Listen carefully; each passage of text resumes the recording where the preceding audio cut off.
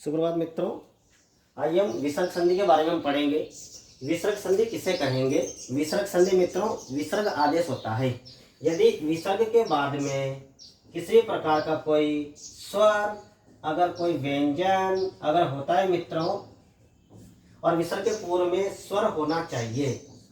हम ये जानते हैं कि हमेशा विसर्ग का प्रयोग स्वर के साथ ही किया जाता है। स्वर विसर्ग का प्रयोग कभी भी व्यंजन के साथ नहीं किया जाता है। अतः विसर्ग के पूर्व में स्वर होना चाहिए और विसर्ग के बाद में स्वर अथवा व्यंजन होना चाहिए। तो इस विसर्ग के स्थान पर जो भी विकार होगा उसे विसर्ग संधि कहा जाएगा। मित्रों, अब ये विकार भी अनेक प्रकार का होता है। मित्रों, इस विसर्ग के स्थान पर जो भी विकार होगा, हमने संधि की परिभाषा पढ़ते वक्त पढ़ा था कि आदेश, आगम और लोप, ये तीन प्रकार का विकार होता है। कहीं पर आदेश होता है, कहीं पर आगम होता है और कहीं पर लोप होता है। आदेश किसी भी वर्ण के स्थान पर दूसरे वर्ण का आना आदेश कहलाता है। शत्रुवत आदेश, किसी भी वर्ण को पूर्णतः हटाकर उसके स्थान पर दूसरा वर्ण आना आदेश कहलाता है। आगम, किसी भी वर्ण के पास में दूसरे वर्ण का आना आगम कहलाता है। तीसरा लोप, किसी भी वर्ण का अपने स्थान से गायब होना लोप कहलाता है। तो यहाँ पर भी जब विसर्ग के बाद में अगर कोई स्वर हो या कोई व्यंजन हो और विसर्ग के बाद में किसी प्रकार का अगर कोई स्वर होता है तो इस विसर्ग के स्थान पर विकार होता है। मित्रों, ये विकार ही विसर्ग संधि कहलाएगी। अब ये विकार कभी मित्रों उ के रूप में होता है, कभी र के रूप में होता है, कभी स के रूप में होता है और कभी लोप के रूप में होता है। विसर्ग के पूर्व में स्वर हो और विसर्ग के बाद में कोई स्वर या कोई व्यंजन अगर आ जाता है तो इस विसर्ग के स्थान पर कोई ना कोई विकार होता है। यह विकार कभी उ के रूप में होता है तो उत्तो संधि कहलाती है, र के रूप में होता है तो रत्व संधि कहलाती है, स के रूप में होता है तो सत्व संधि कहलाती है और लोप के रूप में होता है तो लोप संधि कहलाती है।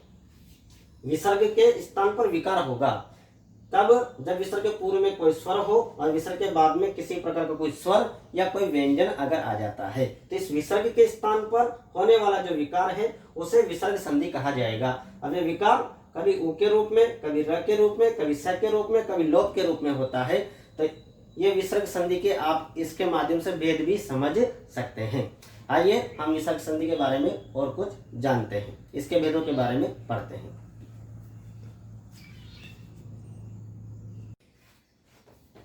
सर्वेभ्यः नमो नमः। प्यारे मित्रों, अभी हमने विसर्ग संधि की परिभाषा पढ़ी है।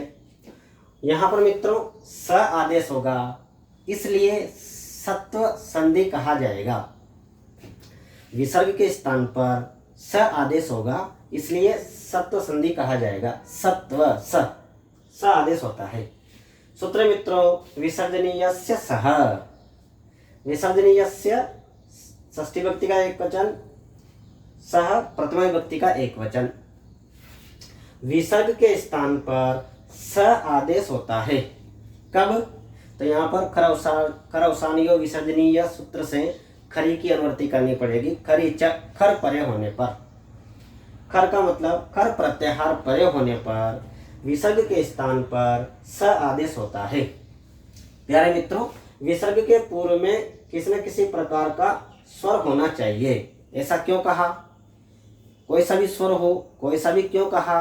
क्योंकि हम जब आगे की संधियां पढ़ेंगे तो उन संधियों में व्यवधान रहेगा कि अ या आ नहीं होना चाहिए, ई या ई नहीं होना चाहिए, ओ या ओ होना चाहिए, जो भी है ऐसे वहां पर व्यवधान मिलेगा हम लोगों को। इसलिए विसर्ग के पूर्व में किसी प्रकार का स्वर हो और विसर्ग के बाद में खर होना चाहिए। खर का मतलब प्रत्येक वर्ग का पहला, क च ट त प, प्रत्येक वर्ग का दूसरा, ख फ छ ठ थ, ख फ छ ठ थ दूसरा वर्ण, या फिर श स स, तीनों जो है सकार, ये होते हैं। तो इस विसर्ग के स्थान पर स आदेश होता है। दोबारा समझ लेंगे परिभाषा को। विसर्ग के पूर्व में किसी प्रकार का स्वर हो और विसर्ग के बाद में खर हो। खर का मतलब प्रत्येक वर्ग का पहला दूसरा वर्ण हो, या फिर श श स अगर होता है तो इस विसर्ग के स्थान पर स आदेश होता है। समझ में आया मित्रों। अब ये विसर्ग के स्थान पर स आदेश होता है। अब ये स परिस्थितिवश आगे जो प्रथम और जो दूसरा वर्ण है, प्रथम और दूसरा वर्ण क्या, च छ ट ठ त थ प क ख प फ अगर आ जाता है तो ये स जो है, अगर च या छ आएगा, च या छ हो तो इस स के स्थान पर श आदेश होगा। स के बाद में ट या ठ हो तो स के स्थान पर श आदेश हो जाएगा। स के बाद में त या थ हो तो स के स्थान पर स हो जाता है। प्यारे मित्रों, क ख और प फ इसके बारे में हम चर्चा बाद में करेंगे थोड़ी देर बाद। तो विसर्ग इस स के स्थान पर कभी श में परिवर्तित होगा, श में परिवर्तित होगा और स में परिवर्तित होगा। इस संधि के बारे में हम पूर्व में पढ़ चुके हैं। स्तोह सचना सचूह, स्टुना स्टूह, दोनों संधियों व्यंजन संधि में हम पढ़ चुके हैं। उदाहरण देख लेंगे, एक बार परिभाषा समझ लेंगे कि विसर्ग के पूर्व में स्वर हो और विसर्ग के बाद में खर हो तो इस विसर्ग के स्थान पर स आदेश होता है। खर का मतलब प्रत्येक वर्ग का पहला और दूसरा वर्ण या फिर श श स। तो मित्रों इस विसर्ग के स्थान पर स आदेश होगा। देखिए मित्रों, यहाँ पर विसर्ग के पूर्व में ल में स्वर मिला हुआ है, विसर्ग के बाद में त पहला वर्ण है, प्रथम वर्ण है, तो इस विसर्ग के स्थान पर स आदेश हो जाएगा। स आदेश होने के बाद ये स श में क्यों नहीं बदला, क्योंकि बाद में त आ रहा है। त का दंत्य सकार है, इसका उच्चारण दंत्य है, इसलिए इसको दंत्य सकार होकर के बालस तत्र बनता है। नमादनते विसर्ग के पूर्व में अ है, स्वर है, विसर्ग के बाद में त प्रथम वर्ण है, इसी विसर्ग के स्थान पर स आदेश होकर नमस्ते बनता है। मित्रों रामस्तरति में विसर्ग के पूर्व में अ, विसर्ग के बाद में त पहला वर्ण, इसलिए विसर्ग स्थान पर स आदेश रामस्तरति बनता है। अगला है बालस चलति, विसर्ग के पूर्व में ल के बाद में ये विसर्ग के बाद में च जो कि पहला वर्ण है, विसर्ग को स आदेश हो जाने के बाद स्तोह सचना सचूह सूत्र से नियम कर रहा है कि स या त वर्ग के बाद में च वर्ग आने पर या श आने पर इस स को श आदेश हो जाता है। दंत्य सकार के स्थान पर मूर्धन्य सकार आदेश हो जाएगा। क्यों? क्योंकि स के बाद में च वर्ग है। पहला जो नियम था विसर्ग के स्थान पर प्रथम वर्ण आने के कारण स आदेश हो गया। अब दूसरा नियम लग गया स्तोह सचना सचू का। स्तोह सचना सचू का नियम लगता है कि स के बाद में अगर च वर्ग हो तो श को श आदेश हो जाता है। तो ये श आदेश होकर बालस चलती बनता है। मित्रों रामाद्र टीकते, विसर्ग के पूर्व में अ है, विसर्ग के बाद में ट वर्ग है, तो विसर्ग को पहले स आदेश, ट वर्ग का पहला वर्ण है, इसलिए विसर्ग को स आदेश होने के बाद स्टुना स्टूह सूत्र से स या त वर्ग के बाद में श या ट वर्ग होने पर स को श आदेश होता है और बनता है रामस टीकते, स्टुत्व संधि के नियम से।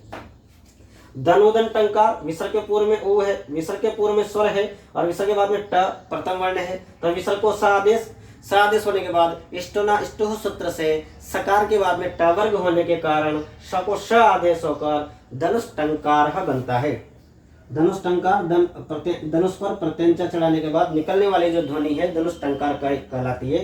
रामाधन टीकते, राम का टीका।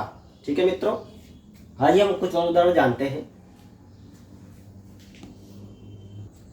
उदाहरण है मित्रों हरिदन शेते, यहाँ पर विसर्ग के स्थान पर स आदेश होकर तालव्य सकार बाद में है, इसलिए इस स को श आदेश हो जाएगा और बन जाएगा हरिष्येते इस तरह से।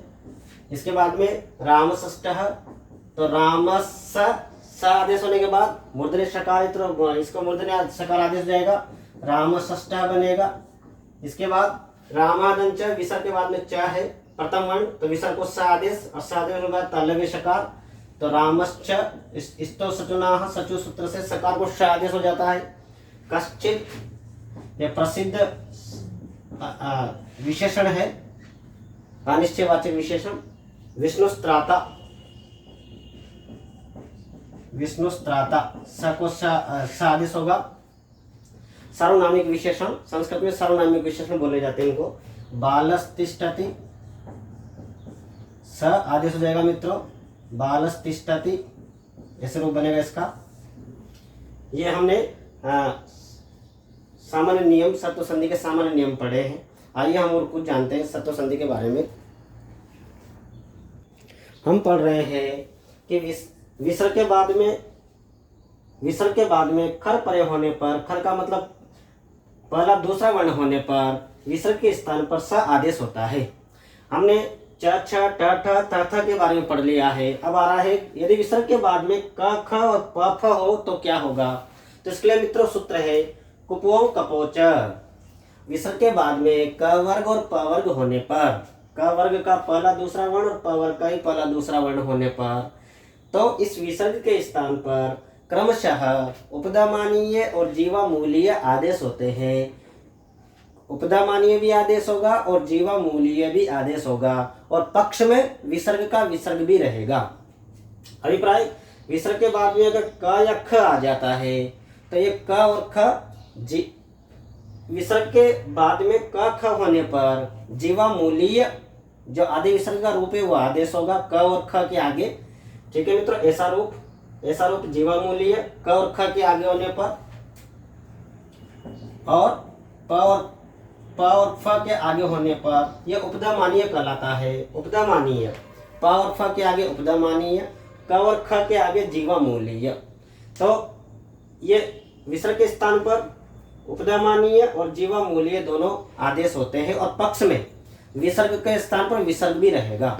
उदाहरण देखेंगे मित्रों, वृक्षः पतति, वृक्ष के बाद क्षमा करें, विसर्ग के पूर्व में स्वर है, विसर्ग के बाद में प प्रथम वर्ण है, तो विसर्ग स्थान पर स आदेश होना चाहिए। लेकिन यहाँ पर यह सूत्र प्रवर्त हो रहा है कि नहीं, कपो कपोच, च मतलब और। ठीक है मित्रों, तो विसर्ग के बाद विसर्ग के स्थान पर यह प जो है उपपदामानीय नाम ओष्ठ, इसका उच्चारण स्थान ओष्ठ है। तो उपदामानीय इस विसर्ग के स्थान पर उपदामानीय यह आदेश हो जाएगा, पक्ष में विसर्ग भी रहेगा। तो वृक्ष पतति और वृक्ष पतति दोनों रूप इसके बनते हैं। रामा खादति, विसर्ग के बाद में ख प्रथम द्वितीय वर्ण है, इस और कपो कपोच सूत्र से इसको विसर्ग को जीवामूल्य आदेश होगा। तो जीवामूल्य आदेश होने पर राम खाद्यते से बनता है, और विसर्ग भी रहता है, तो पक्ष में रामा खादति बनेगा। ऐसे ही वृक्ष फलति, फ उपधमानीय, तो उपधमानीय होने पर वृक्ष फलति रहेगा, पक्ष में विसर्ग ही रहेगा, तो वृक्ष फलति। बालधन करोति, विसर्ग के स्थान पर जीवामूल्य आदेश होने पर ऐसा रूप बनेगा बालक करोति, और पक्ष में विसर्ग भी रहेगा, बालह करोति भी बनता है। आइए हम और कुछ जानते हैं। सूत्र मित्रों, वा शरी अथवा शर परे होने पर, विसर्जनीय से जो सह सूत्र है वहां पर मित्रों यह कहा कि विसर्ग के बाद में अगर शर हो तो इस विसर्ग के स्थान पर विकल्प से विसर्ग भी आदेश होता है। खर में शर की भी परिगणना होती है, तो विसर्ग के बाद में अगर शर हो जाता है, श हो, तो विसर्ग के स्थान पर स आदेश, विसर्ग के स्थान पर विकल्प से विसर्ग भी आदेश होते हैं। हरिधन शेते, विसर्ग के पूर्व में स्वर और विसर्ग बाद में श होने पर विसर्जनीय से सह सूत्र से विसर्ग को स आदेश होकर हरिष्यते बनता है, और इस नियम से हरिष्यते होता है। विकल्प से तो विकल्प के अभाव में हरिष्यते और विकल्प से हरिष्यते बनता है। ऐसे विकल्प से रामा षष्ठा बनेगा, विकल्प के अभाव में राम षष्ठा बनेगा। इष्टना इष्टो सूत्र से सकार को श आदेश होकर के। भक्तादन सेवते, विकल्प से भक्त सेवते बनेगा, और विकल्प के अभाव में भक्ता सेवते रहेगा। पयादन शीतलताम, विकल्प से पया शीतलम, और विकल्प के अभाव में पय शीतलम बनेगा। विसर्ग के बाद में श होने पर विसर्ग के स्थान पर विकल्प से विसर्ग भी आदेश होता है। तो यहाँ पर विसर्ग के बाद में श की गणना शर में आती है, तो विसर्ग के स्थान पर विसर्ग आदेश हो गया। विकल्प के अभाव में हरिष्यते, विसर्ग के बाद में स आ रहा है, विसर्ग के स्थान पर विकल्प से विसर्ग आदेश, विकल्प के अभाव में भक्ता सेवते, विकल्प से भक्ता सेवते। राम षष्ठ, विसर्ग को स आदेश, स को फिर मूर्धन्य शकार आदेश होकर राम षष्ठ बनता है। ठीक है मित्रों, तो विकल्प से तो राम षष्ठ और विकल्प के अभाव में राम षष्ठ बनेगा। पय शीतलम, विकल्प से पय शीतलम और विकल्प के अभाव में पय शीतलम रूप बनता है। आज की कक्षा में इतना ही पढ़ेंगे, बाकी पुनः नई कक्षा में नई संधि के साथ उपस्थित होंगे। तब तक के लिए बहुत बहुत धन्यवाद।